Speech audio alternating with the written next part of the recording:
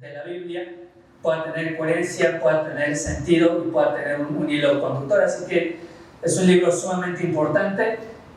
Yo lo he mencionado, no, la realidad es que no he visto a ningún otro autor o estudioso que haga esta comparativa de Génesis con Hechos. A lo mejor teológicamente mi comparación no tiene tanto fundamento, pero yo comparo Hechos con el libro de Génesis en el sentido de que va a ser el principio y va a ser el origen de muchas cosas.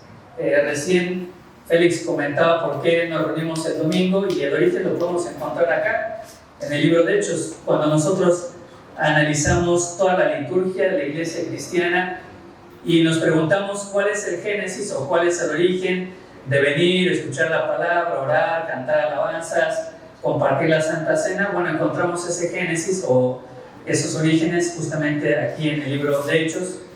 ¿De dónde surge la predicación, como lo hacemos por lo menos aquí en nuestra iglesia, de una manera exegética hasta cierto punto, expositiva, con una línea de pensamiento coherente, lógica, fundamentada, basada en la palabra de Dios? Bueno, tiene sus orígenes y tiene su génesis aquí en el libro de Hechos, y muchas de las cosas, la misión de la iglesia, la vamos a encontrar acá. Así que desde esta perspectiva creo que bien podemos pensar que Hechos va a ser el génesis del Nuevo Testamento y va a ser el génesis de la iglesia. El libro de Hechos, como lo habíamos mencionado, va a ser un libro sumamente importante porque va a tratarse de la historia de la iglesia, y con esto va a tratarse de tu historia y de mi historia en este día. Y vamos a continuar entonces el día de hoy estudiando el capítulo 3.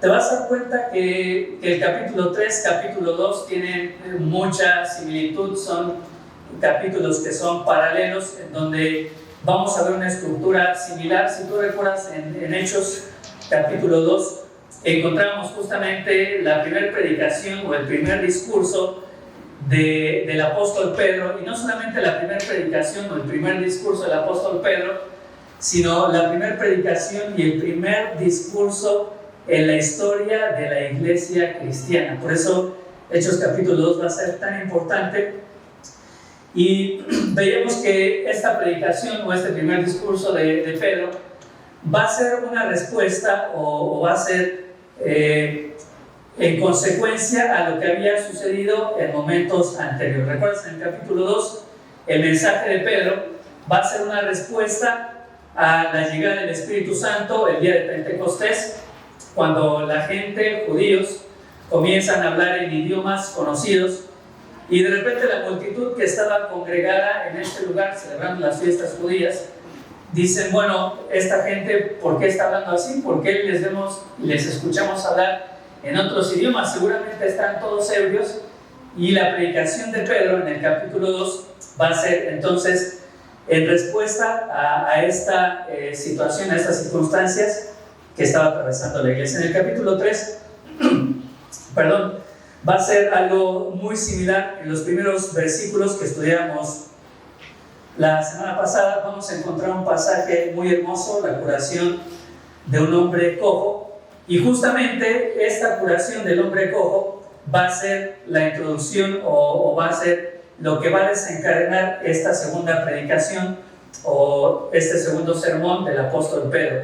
Y hablamos de esto y creo que este concepto me encanta, ¿no? El día de Pentecostés fue la introducción de Dios para el sermón que daría el apóstol Pedro a continuación.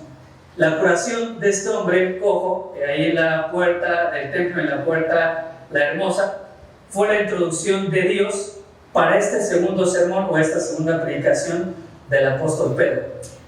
Querido, querida, las circunstancias que vives en tu vida hoy, lo que Dios te permite atravesar en su gracia y soberanía, es la introducción del sermón o de la predicación que Dios espera que compartas con los demás. Todo lo que nosotros vivimos, absolutamente, son las introducciones que Dios planea y que nos deja el escenario puesto para que nosotros prediquemos el sermón que cada uno de nosotros tenemos que predicar.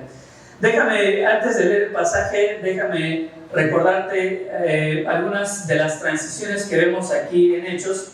Estaba estudiando y es muy interesante estudiar el libro de Hechos, como siempre lo recomendamos y como siempre te aconsejamos estudiar los pasajes en el contexto de toda la carta, porque nos ayuda a entender la línea de pensamiento del autor. Y mira cuántos contrastes, cuántas transiciones hay en este libro, ¿no? Por ejemplo, hablando acerca de los escritores, vamos a encontrar en este libro de Hechos una transición de los mensajes del apóstol Pedro a los mensajes del apóstol Pablo. Comienza, lo estamos viendo, lo vimos hace 15 días, lo vimos la semana pasada, lo vamos a ver hoy. La figura central hasta este momento de la iglesia era Pedro y sus sermones, pero tú vas a ver cómo va a ir dándose esta transición hasta que al final del libro de Hechos el personaje central y los sermones y las predicaciones principales van a ser del apóstol Pablo. Otra transición que nosotros encontramos aquí en el libro de Hechos va a ser la transición de judíos hacia gentiles. Comienza aquí Hechos capítulo 1, capítulo 2. Prácticamente los primeros 7 capítulos de Hechos van a estar relacionados única y exclusivamente a un contexto judío, pero poco a poco se va a ir haciendo la transición hasta que en los últimos capítulos de Hechos te vas a dar cuenta que los destinatarios o los oyentes van a estar en relación también con los gentiles. Otra transición más que encontramos aquí en Hechos es la transición de Israel hacia la iglesia. Te repito, los primeros capítulos tenían que ver solamente con Israel, las lenguas se dan en el contexto de Israel, los bautismos iniciales se dan en el contexto de Israel, las señales, maravillas y prodigios se dan en el contexto de Israel, pero mientras va avanzando el libro, vamos a llegar al punto donde al finales de Hechos tiene que ver ya no con Israel, sino tiene que ver con Hechos.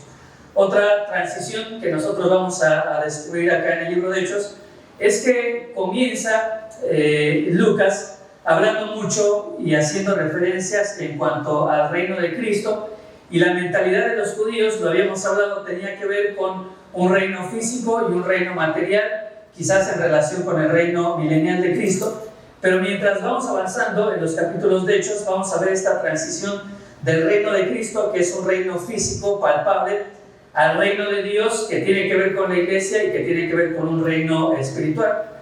Vemos también una transición en cuanto al funcionamiento de la fe, y esto es sumamente interesante, porque si bien es una misma fe, vamos a ver una transición de la fe por evidencias a una fe que estaba basada única y exclusivamente en el Evangelio.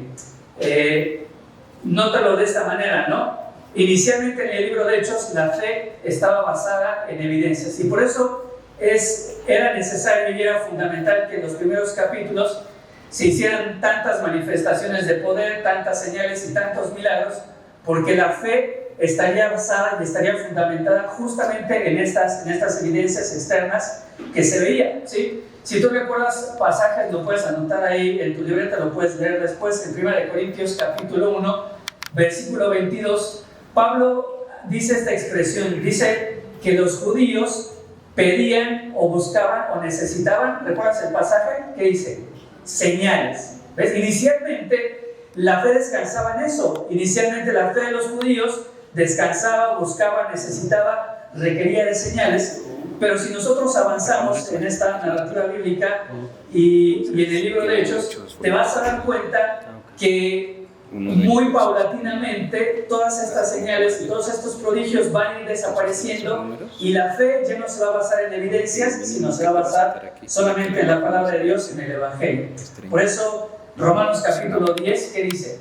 Que la fe es por el oír y el oír por la palabra de Dios. ¿Te das cuenta de esta transición? Al principio, como los primeros capítulos tenían que ver con judíos, y los judíos necesitaban o pedían o buscaban señales, hubo muchas señales, pero va en la transición y va avanzando el libro, y como ahora la fe es por el oír y el oír por la palabra de Dios, comienzan a menguar o comienzan a desaparecer todas estas señales y todos estos prodigios y todas estas maravillas.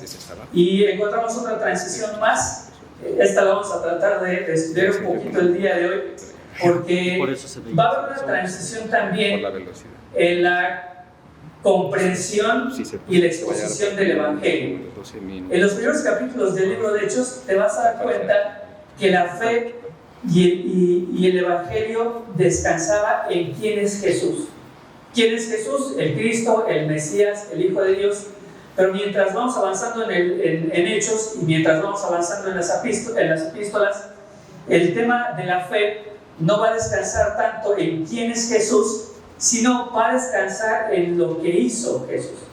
Te repito, en el principio del libro de Hechos, la fe descansaba en quién es Jesús. Mientras va progresando Hechos y las siguientes epístolas, la fe, nuestra fe, no va a descansar solamente en quién es Jesús, sino en lo que hizo Jesús. Y si tenemos el tiempo, te voy a dar algunos ejemplos de cómo se fue dando toda esta transición, ¿no?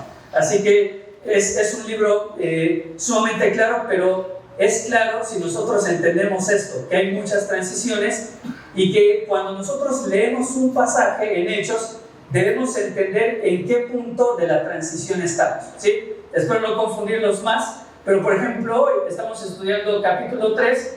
En esta transición, los primeros 7 capítulos tienen que ver con judíos, entonces tenemos que entender este capítulo 3 en el contexto de los judíos, en el contexto del reino físico de Dios, en el contexto de que la fe descansaba en las evidencias y no solo en la exposición de la palabra, y que la fe, por eso vas a verlo aquí en el discurso de Pedro, descansaba no tanto en lo que hizo Jesús, sino quién es Jesús como Mesías, ¿no? Entonces es sumamente importante, te repito, identificar estas transiciones en Hechos y ubicar el pasaje que estamos leyendo o estudiando dentro de esta transición. Ahorita vamos a leer el pasaje y creo que vamos a poder entender un poquito más algunas de las expresiones que usa aquí el apóstol Pedro. Así que vamos ahora sí entonces a Hechos capítulo 3, a partir del versículo 11, vamos a estar leyendo los versículos anteriores, ya los estudiamos, es la curación de este hombre cojo. Y bueno, esta es entonces la introducción, lo que hace Dios sirve de introducción para el mensaje del apóstol Pedro. Dice así entonces la palabra de Dios, Hechos capítulo 3, a partir del versículo 11, dice: teniendo, hablando acerca de este hombre cojo, y teniendo asidos a Pedro y a Juan, el cojo que había sido sanado, todo el pueblo, atónito, concurrió a ellos al pórtico que se llama de Salomón. Viendo esto, Pedro respondió al pueblo: varones israelitas, ¿por qué os maravilláis de esto? ¿O por qué ponéis los ojos en nosotros como si por nuestro poder o nuestra piedad hubiésemos hecho andar a este? El Dios de Abraham, de Isaac y de Jacob, el Dios de nuestros padres, ha glorificado a su Hijo Jesús, a quien vosotros entregasteis y negasteis delante de Pilato, cuando éste había resuelto ponerle en libertad. Mas vosotros negasteis al santo y al justo, y pedisteis que se os diese al homicida, y matasteis al autor de la vida, a quien Dios ha resucitado de los muertos, de lo cual nosotros somos testigos. Y por la fe en su nombre, a este que vosotros veis y conocéis, le ha confirmado su nombre, y la fe que es por él, ha dado a esta completa sanidad en presencia de todos vosotros. Mas ahora, hermanos, sé que por ignorancia lo habéis hecho, como también vuestros gobernantes, pero Dios ha cumplido así lo que había antes anunciado por boca de todos sus profetas, que el Cristo había de padecer. Así que arrepentíos y convertíos, para que sean borrados vuestros pecados, para que vengan de la presencia del Señor tiempos de refrigerio, y Él envíe a Jesucristo, que os fue antes anunciado, a quien de cierto es necesario que el cielo reciba hasta los tiempos de la restauración de todas las cosas, de que habló Dios por boca de sus santos profetas que han sido desde el tiempo antiguo. Porque Moisés, versículo 22, dijo a los padres: el Señor vuestro Dios os levantará un profeta de entre vuestros hermanos, como a mí, a él lo oiréis en todas las cosas que os habla. Y toda alma que no oiga a aquel profeta será desarraigada del pueblo. Y todos los profetas desde Samuel en adelante, cuantos han hablado, también han anunciado estos días. Vosotros sois hijos de los profetas y del pacto que Dios hizo con nuestros padres, diciendo a Abraham: en tu simiente serán benditas todas las familias de la tierra. A vosotros primeramente, Dios, habiendo levantado a su Hijo, lo envió para que os bendijese, a fin de que cada uno se convierta de su maldad. Así que bueno, este es entonces el segundo discurso o el segundo sermón de Pedro, y te vas a dar cuenta, como en el primer discurso, que va a haber una introducción. La introducción en el capítulo 2 es el día de Pentecostés, la introducción en este capítulo 3 es la sanación de este hombre cojo, y va a haber un desarrollo del sermón. Como en todo sermón, como lo vimos en el capítulo 2, va a haber no solo la introducción, va a haber un desarrollo con ciertos puntos, y al final de este sermón, como en los sermones de Pedro y como los sermones que regularmente predicamos nosotros aquí en la iglesia, va a haber una conclusión o va a haber una apelación o una aplicación práctica. Va a ser exactamente la misma estructura de sermón, de donde vienen también nuestros sermones. La introducción ya la estudiamos, y si yo tuviera que ponerle títulos a los puntos que va a tocar Pedro en este su segundo sermón, yo le puse así, aunque bueno, no están aquí escritos en el texto, pero el primer punto en este sermón del apóstol Pedro va a ser Pedro los enfrenta, Pedro los enfoca. ¿Los va a enfocar o los va a centrar? Y ahorita vamos a ver en qué sentido Paco, ¿por qué Paco? ¿En qué sentido? Es porque lo quiero mucho, ¿no? ¿En qué sentido Pedro va a enfocar a su audiencia? Sería el primer punto de su sermón. Segundo sermón, que estoy hablando de enfocar, estoy más desenfocado que Pedro, ¿no? Segundo punto, ahora sí, los enfrenta. Los va a enfrentar con una realidad que va a estar descrita ahí a partir del versículo 13. Y el último punto del sermón de Pedro sería, va a darles esperanza o los va a confortar. ¿Ok? Entonces, primer punto del sermón del apóstol Pedro, los enfrenta, o si quieres poner fíjense otra vez, los enfoca o los va a centrar. El segundo punto va a ser los enfrenta o los confronta, y el tercer punto del sermón del apóstol Pedro va a ser, les va a dar un mensaje de esperanza o va a consolar su corazón. Y ahorita vas a darte cuenta cómo se desarrolla todo el sermón. Igual que el sermón del capítulo 2, te vas a dar cuenta, es exactamente lo mismo. Pedro va a tener una estructura, que es la que estamos hablando ahorita, y va a tener toda una línea de pensamiento, y va a tener argumentos sólidos, y va a tener bases bíblicas, como sucedió en el primer sermón en el capítulo 2, en este segundo sermón en el capítulo 3. Pedro va a recurrir a pasajes del Antiguo Testamento. ¿Por qué? ¿Te acuerdas por qué hace esto Pedro? Ay, díganme que se acuerdan o no. ¿Por qué en el primer sermón y en el segundo sermón va a basar su sermón en pasajes del Antiguo Testamento? Estamos pero sin mal. Porque Jesús, antes de ascender, estuvo 40 días hablándoles acerca del reino, dice Lucas, enseñándoles todo lo que se decía de él en los salmos, en los profetas, y podríamos decir en todo el Antiguo Testamento.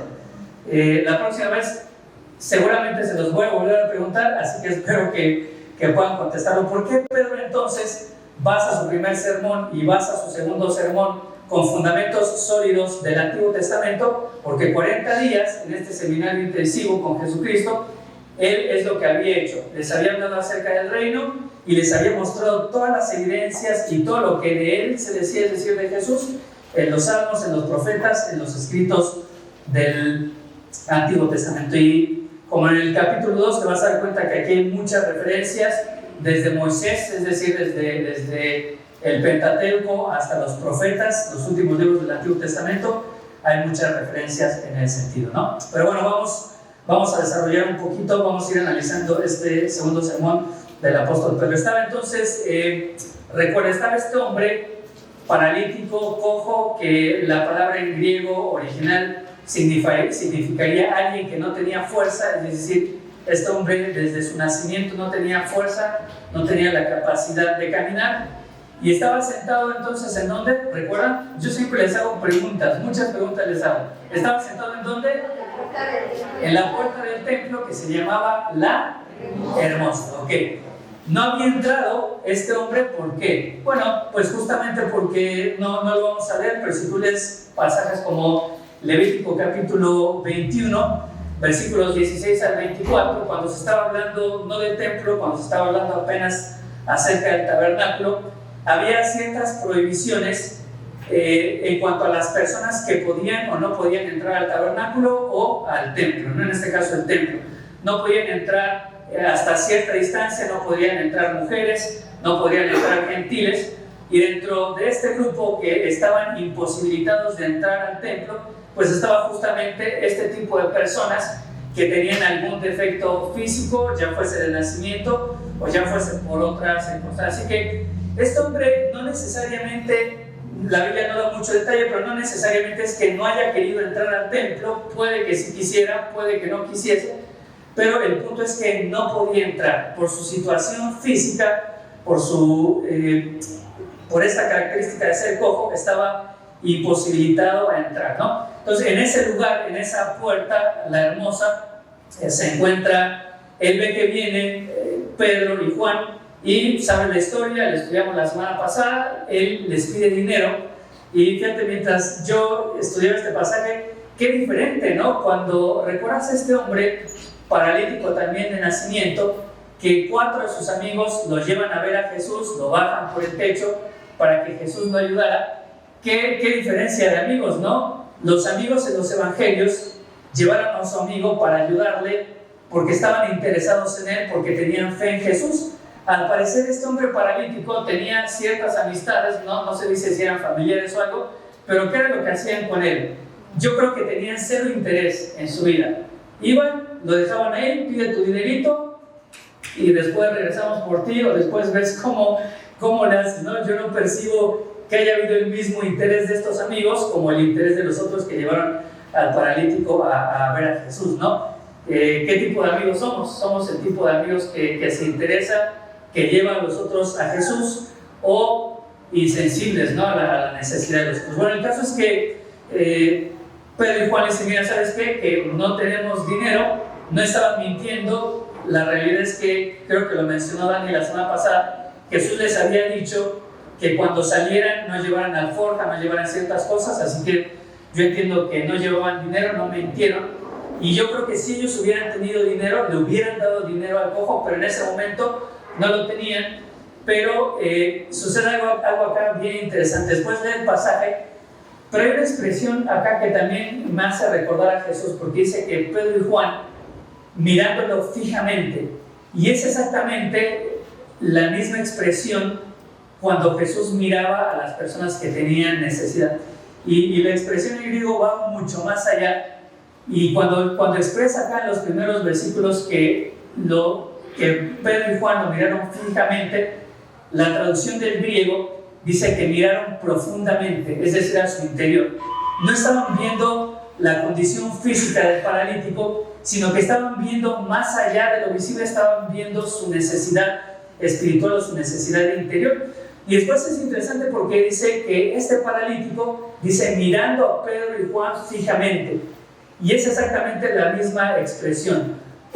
Este paralítico deja de ver a Pedro y a Juan como alguien de quien podría recibir algo material o algo visible o algo tangible como las monedas, y este paralítico, así como Juan y Pedro lo ven profundamente, este paralítico, la expresión en griego es que mira a Pedro y a Juan también profundamente, como tratando de entender que había algo más de lo superficial que estaba sucediendo. Y así que lo sanan.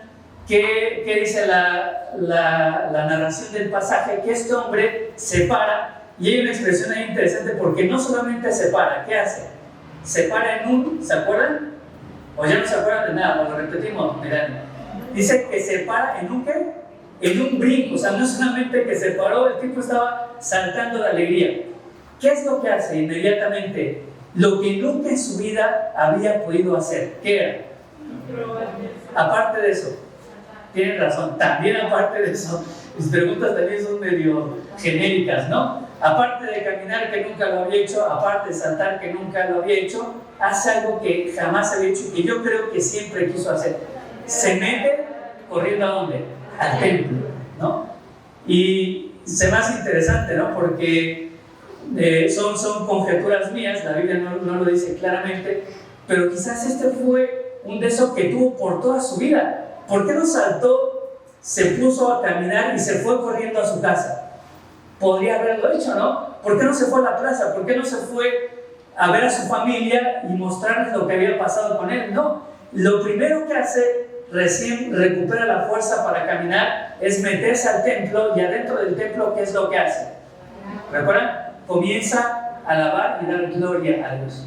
Lo que hace este hombre es que él entra por esta puerta, que es la puerta de la Hermosa, que, digamos, si tuvieras el templo de frente, es la primera puerta con la que alguien se encontraría. Después de esa puerta, la Hermosa, estaba lo que se conocía como el patio de los gentiles y el patio de las mujeres. Hasta ahí sí podían entrar mujeres y podían entrar gentiles. Después de esa puerta ya no podían pasar al atrio.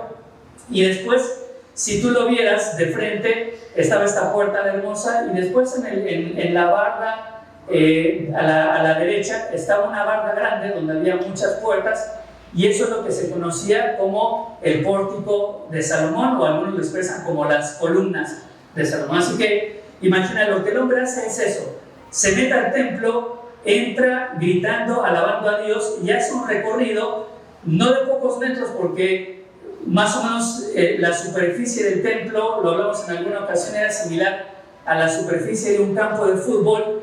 Cruza una sección y llega hasta esta otra puerta, hasta el pórtico de Salomón, ¿no? Pero ¿qué es lo que sucede ahí? La gente estaba atónita, estaban totalmente desconcertados, pero fíjate lo que hacen: no ponen su mirada en el cojo. Quizás si lo ven que pasa, que está alabando a Dios, no les cae el 20. Si tú lees el pasaje, como que al principio lo único que hacen ellos es ver a un hombre saltando, alabando a Dios, dando gloria a Dios, y después reconocen que ese hombre es el mismo hombre que toda su vida había estado ahí en la puerta llamada la Hermosa.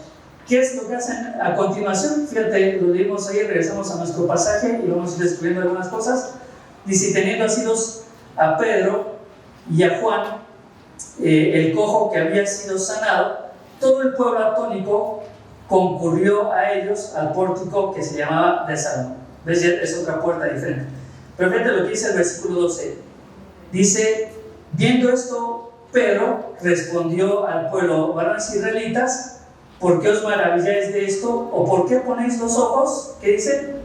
En nosotros, como si por nuestro poder o piedad hubiésemos hecho esto, hubiésemos hecho andar a esto. Así que la mirada de toda la gente, la mirada de toda la congregación, la mirada de todos estos judíos que estaban dentro del templo, salud, estaba puesta ¿sobre quién? No sobre el cojo. La mirada no estaba puesta en Dios. La mirada estaba puesta ¿en quién? En Pedro y en Juan, que habían hecho este milagro.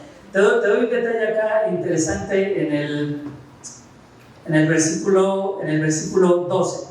¿Alguien tiene una versión diferente de la Biblia? ¿Alguien tiene la Nueva Traducción Viviente? ¿La tienes tú, Bren? ¿Qué dice? ¿En el 12? Sí, en el 12. Escuchen bien,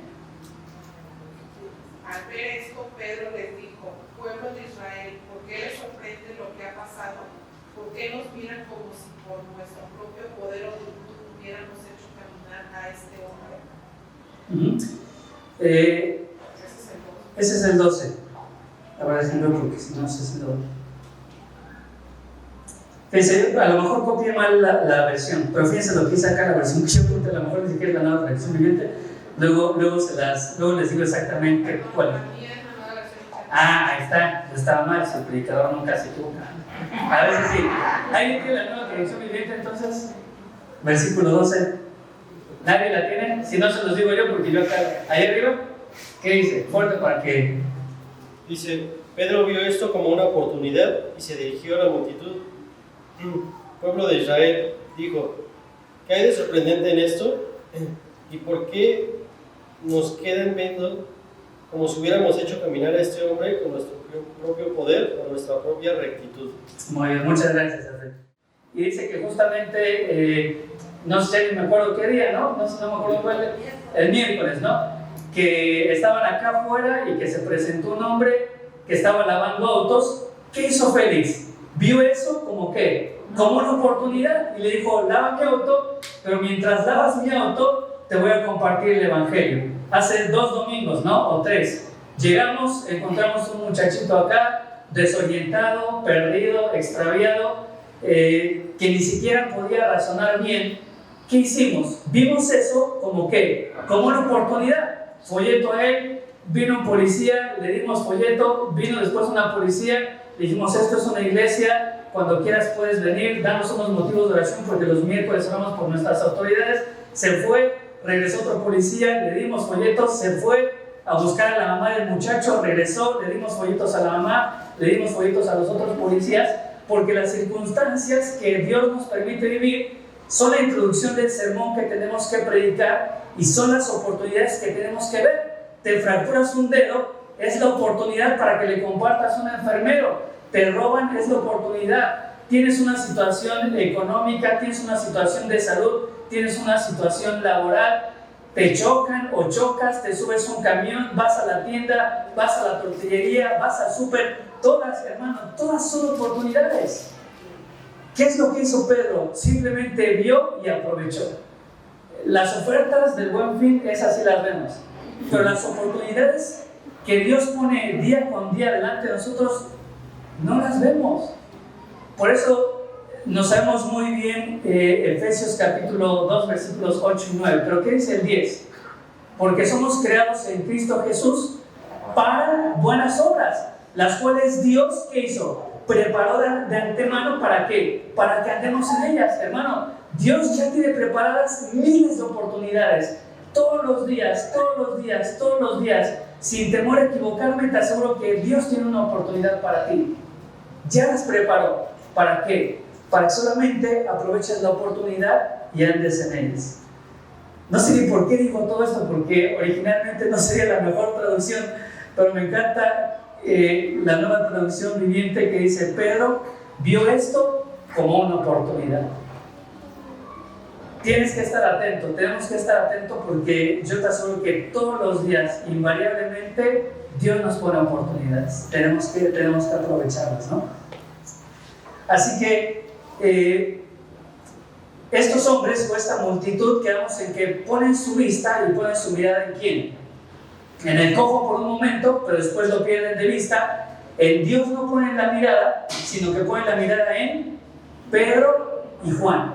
Por eso, si tuviéramos que poner puntos y subpuntos a este sermón de Pedro, el primer punto, yo puse los enfoca o los centra en donde tenía que estar puesta su mirada.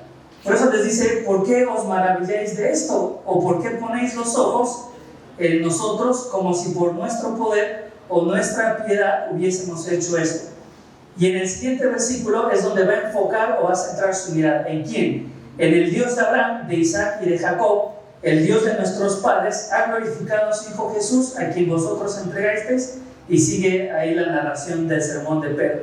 Pero Pedro hace esto: no ven al cojo, no nos ven a nosotros. ¿A quién tienen que ver? A Dios, al Dios, al Dios, el Padre de Abraham, de Isaac y de Jacob, que quiso glorificar a Jesucristo a través de esto que ustedes están viendo hoy. Es decir, el milagro lo hizo Dios, logró Dios, pero fue con el objetivo de ¿qué? De glorificar o de exaltar a Jesucristo. Y sabes, mientras leí este versículo,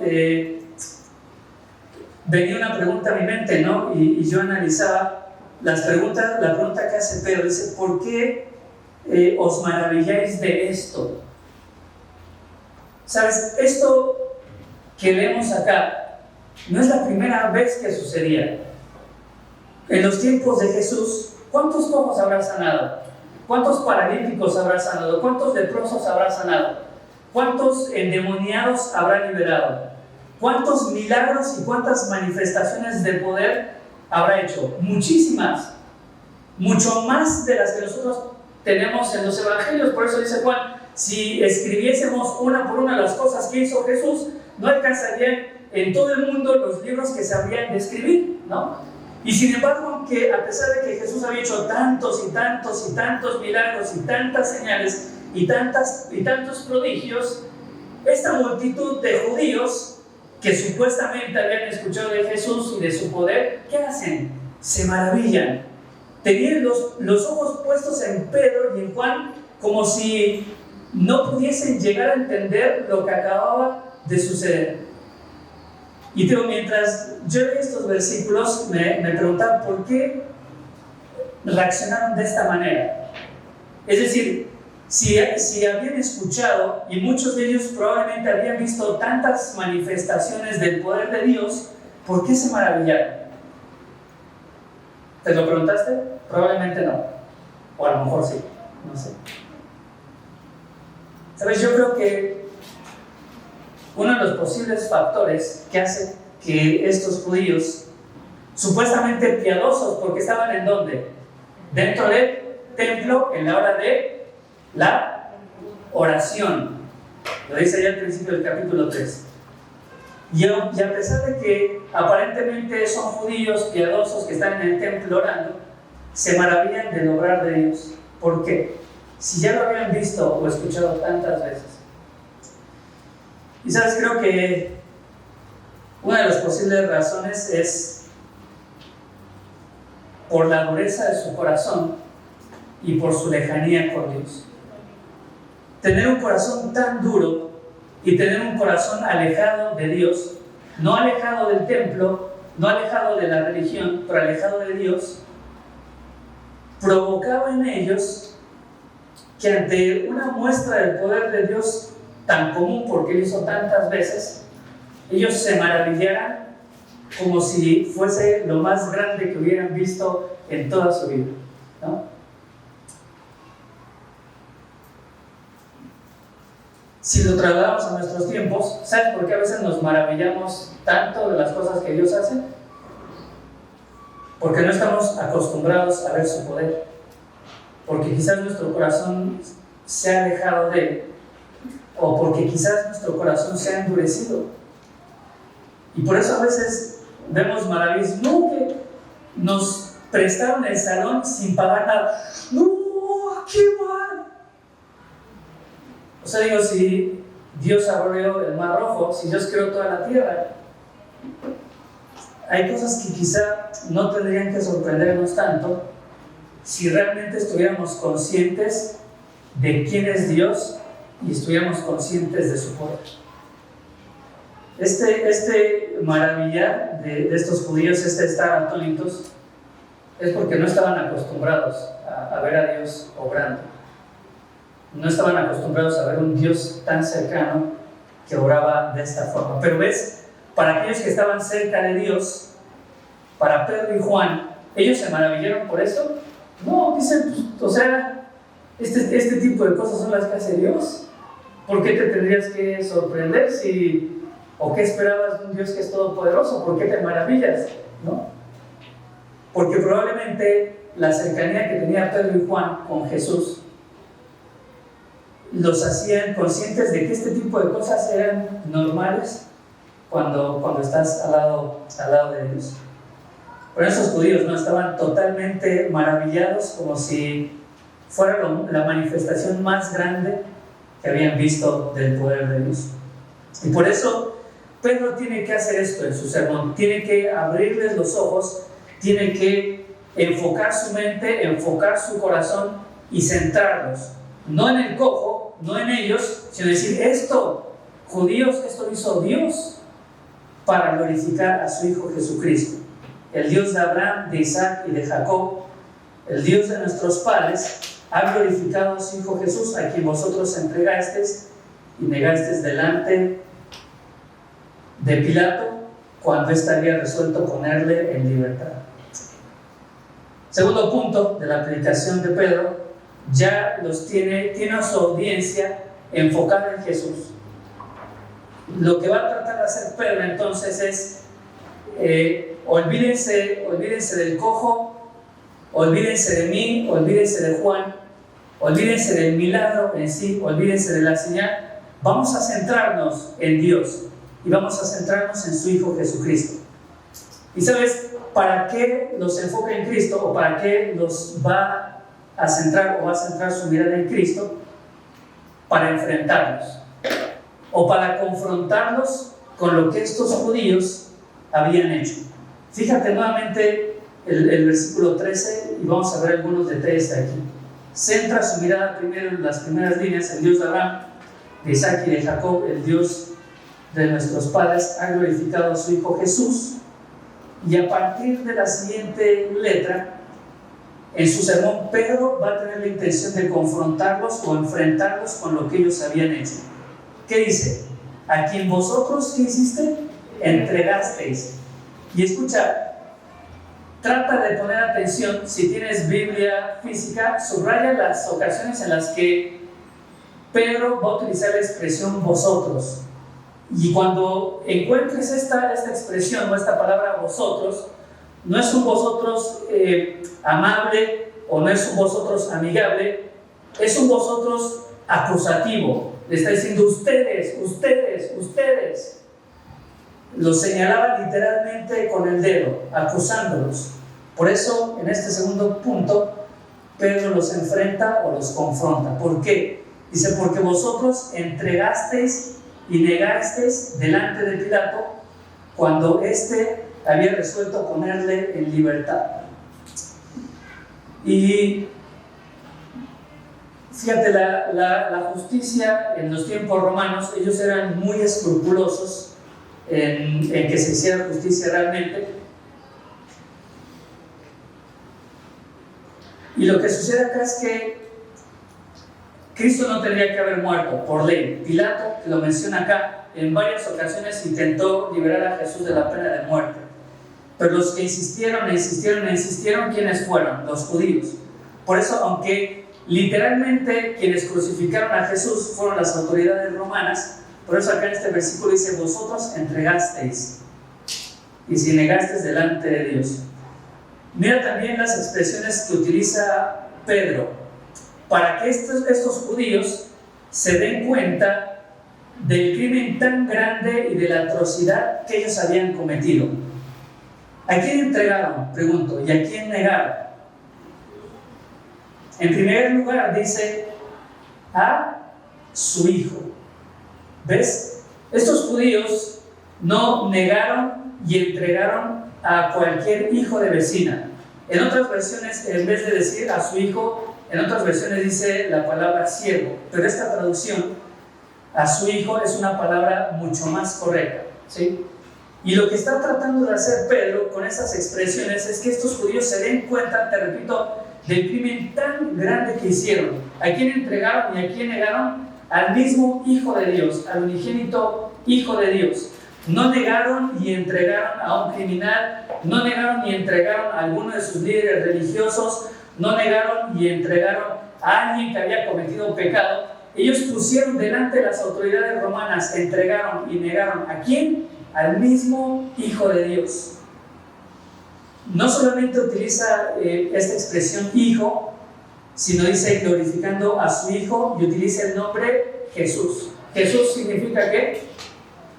El Salvador, ¿okay? que viene originalmente del hebreo que sería equivalente a Josué, que podría ser traducido como Jehová salva o Dios salva, pero podríamos decir el Salvador. Entonces, en este discurso o en este sermón de Pedro, muy confrontativo, les está diciendo que ustedes negaron y entregaron ¿a quién? Al mismo Hijo de Dios. Ustedes negaron y entregaron ¿a quién? Al Salvador del mundo. O sea, no fue una cosa mínima, no fue una cosa ligera. Ellos se entregaron delante de las autoridades al unigénito Hijo de Dios, al Salvador. Fíjate que otras expresiones más utilizan el siguiente versículo 14, más vosotros otra vez acusando, vosotros negasteis ¿a quién? Al santo y justo. Santo es la naturaleza intrínseca de Jesús que le imposibilita a pecar. Es decir, naturalmente Él no tenía culpa, naturalmente Él no tenía pecado. ¿Qué hicieron los judíos? A este que naturalmente, que por naturaleza no tenía ningún pecado, que era totalmente limpio, que era totalmente puro, que era totalmente sin culpa, estos judíos ¿qué hicieron? Lo negaron y lo entregaron. No solamente no solamente al santo, sino, utiliza la expresión, y al justo.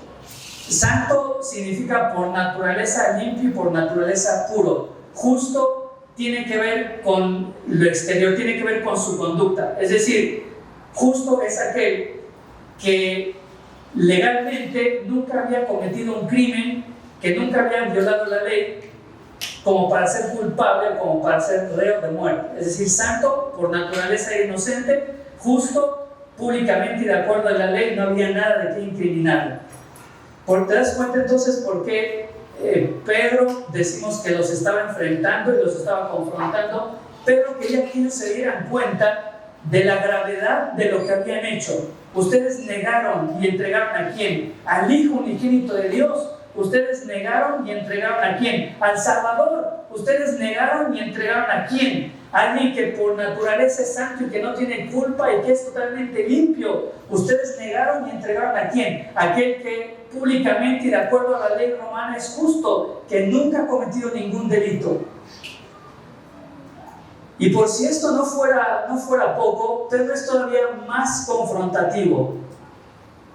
¿Qué dice? Y aparte de que hiciste eso, aparte de que negaste y entregaste al Hijo de Dios, al Salvador, al único que es santo, al único que es justo, ¿qué más hiciste? Pediste que se os diese un homicida. Es decir, pusiste en la balanza a Jesús con un homicida y preferiste mucho más salvar la vida del homicida. ¿Ves? Esto era para que este grupo de judíos se les cayera la cara de vergüenza y se les partiera el corazón por la culpabilidad de lo que habían hecho. Y ¿sabes qué interesante? Que en todo este tiempo ninguno de la multitud se atrevió a decirle: Pedro, ¿y qué de ti? Tú lo negaste, tú hiciste lo mismo que nosotros. Nadie se atrevió porque ellos entendían lo que habían hecho. ¿De qué otra manera Pedro intenta enfrentarlos o confrontarlos con lo que habían hecho? No solamente lo negaron, no solo lo entregaron, no solo prefirieron a un homicida en vez de Jesús. Dice el versículo 15: ¿y matasteis a quién?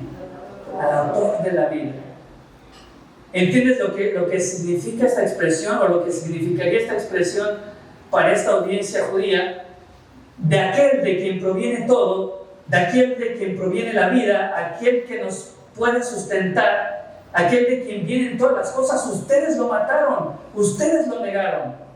¿Qué esperanza podría tener un pueblo de vivir si mataban al autor de la vida? ¿Qué esperanza podrían tener estos judíos de recibir todo si habían matado a aquel que era capaz de darnos todo? Te repito, esto es una predicación expositiva. A través de argumentos sólidos, a través de fundamentos, llegar al corazón, llegar a la mente, partir el alma de la audiencia. No con ilustraciones, no con chistes, no con experiencias que uno vivió, con la palabra de Dios.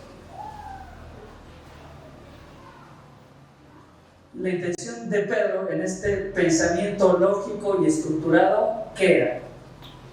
Que estos judíos se sintieran miserables, que entendieran la gravedad de lo que habían hecho, que entendieran el crimen tan atroz que habían cometido: negar y entregar al Hijo de Dios, al único que podía salvarles, al único que es por naturaleza santo, al único que no era digno de ningún crimen por ser justo.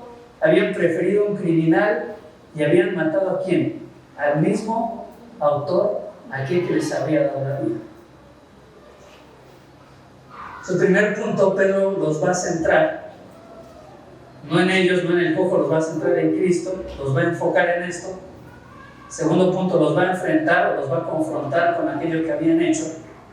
Pero en tercer lugar, terminando este análisis del sermón de Pedro, les va a dar esperanza o va a confortar sus corazones. ¿Por qué? Porque a pesar de que estos judíos habían hecho esto, habían matado al mismo autor de la vida, ¿qué dice a continuación? El versículo 15: a quien Dios ha resucitado de los muertos, de lo cual nosotros somos testigos. Es que triste hubiera sido que no continuara el discurso de Pedro. Ustedes lo mataron, ustedes lo entregaron. Chao. Pero qué palabras tan alentadoras, qué palabras tan llenas de esperanza y qué palabras tan llenas de consuelo. Cuando Pedro dice, a pesar de que ustedes hicieron todo esto, ¿qué es lo que hizo Dios? Dios lo ha resucitado de los muertos, de lo cual nosotros somos testigos. Claro, por 40 días. Y si por la fe en su nombre, mira, no podemos entrar aquí en detalle, pero ¿te acuerdas que te mencioné que una de las transiciones de Hechos es la fe por quién es, a la fe por lo que hizo? Aquel evangelio se centraba en esto, la fe por lo que Él es, no tanto por lo que Él hizo. Y por eso se menciona, si tú lees este capítulo 3, en varias ocasiones se va a mencionar el nombre de Jesús, porque la salvación y la fe venía por eso, por quién es, no tanto por lo que Él hizo. Dice entonces, si por la fe en su nombre, no tanto en lo que Él hizo, sino por la fe en quién es Él, por la fe en su nombre, a este que vosotros veis y conocéis, le ha confirmado su nombre, y la fe que es por Él ha dado a este, hablando del cojo, esta completa sanidad en presencia de todos nosotros. Y sigue este tenor y sigue este matiz de esperanza, ¿no?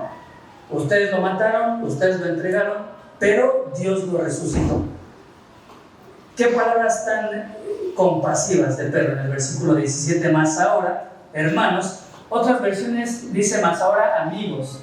El primero los confronta, los enfrenta, pero después comienza a darles esperanza. Más ahora, hermanos o amigos, sé que por ignorancia lo habéis hecho. Y no es que Pedro estuviera justificando, como diciendo, no se preocupen, ustedes ni siquiera sabían, ¿no? La intención de Pedro es decir, ustedes no sabían que todo lo que ustedes estaban haciendo era el cumplimiento a todo lo que se había anunciado de Jesús en los salmos, en los profetas y en los escritos de la ley. ¿Sí? No sé si me entiendas, no es que actuaron en ignorancia, pobrecitos, sino que ellos no se estaban dando cuenta que todo lo que estaba sucediendo estaba siendo el cumplimiento de lo que se había hablado de Cristo en el Antiguo Testamento. ¿Sí?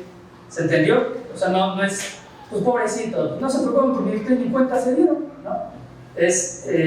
Ustedes estaban ignorando que esto era parte del cumplimiento del plan de Dios. Fíjate lo que dice a continuación. Más ahora, hermanos, sé que por ignorancia lo habéis hecho, hablando de los judíos, como también vuestros gobernantes. Es decir, el gobierno romano también ignoró que todo lo que estaba sucediendo era parte del cumplimiento. Lo dice a continuación, ¿no? Pero Dios ha cumplido. Esta es la parte que los judíos ignoraban, que todo esto era parte del cumplimiento. Pero Dios ha cumplido así lo que había antes anunciado por la boca de todos sus profetas, que Cristo había de padecer. Se menciona, todos los profetas se mencionan en el Antiguo Testamento. Así que arrepentíos, y aquí es la culminación de este mensaje de consuelo y de este mensaje de esperanza. ¿Qué hacemos ante este crimen que hemos cometido, ante este hecho tan atroz? ¿Qué es lo que hacemos? Y sería la conclusión, sería la aplicación práctica de este segundo sermón de Pedro. Así que, ¿qué dice?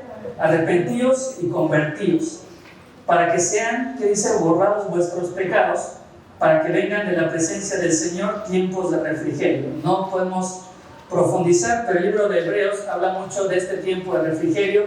Se menciona también en los profetas que era un tiempo que el pueblo anhelaba de paz y de descanso y de tranquilidad.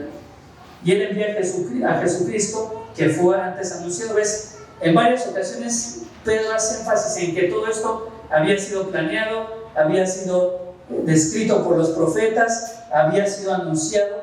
Aquí en el desierto es necesario que el cielo reciba hasta los tiempos de la restauración de todas las cosas, de que habló por la boca de sus santos profetas que han sido desde el tiempo antiguo. ¿Dónde aprendió Pedro a predicar de esta forma? En los 40 días que estuvo con Jesús.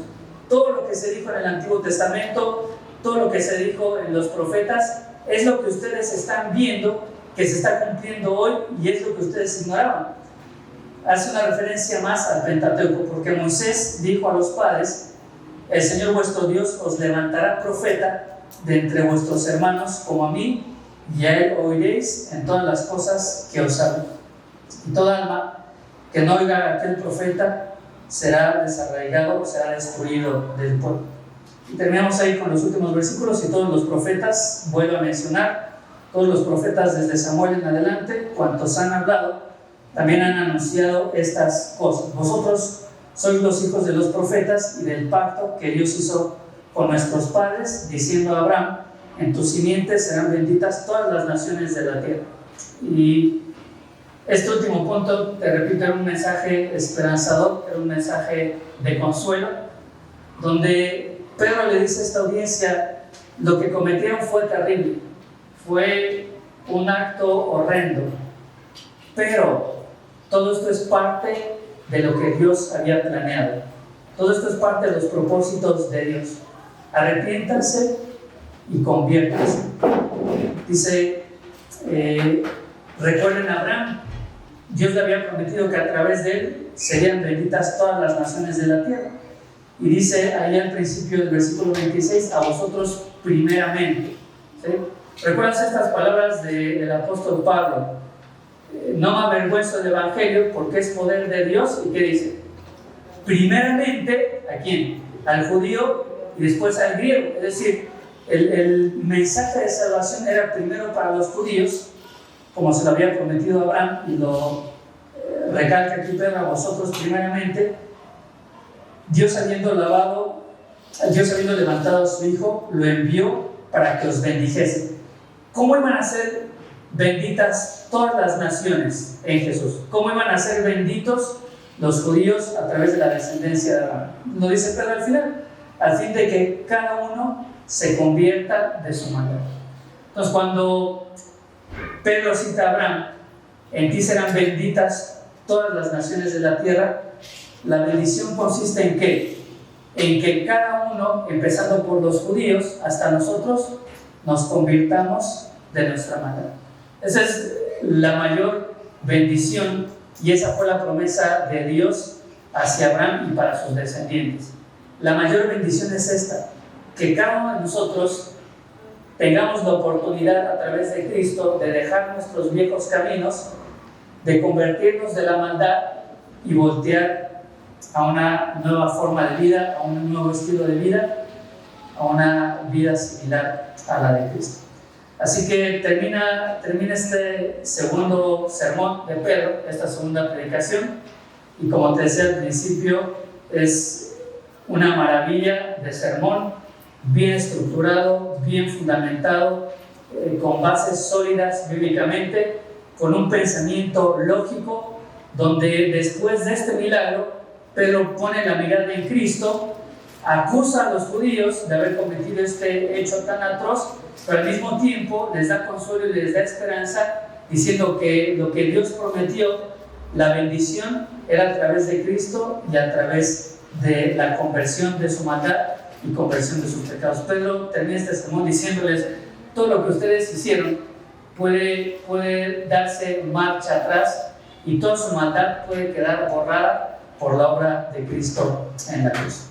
Así que bueno, mis hermanos, hasta aquí este sermón mío, plagiado del sermón de Pedro, pero que es un pasaje hermoso. No, hubo muchas cosas que me faltó profundizar.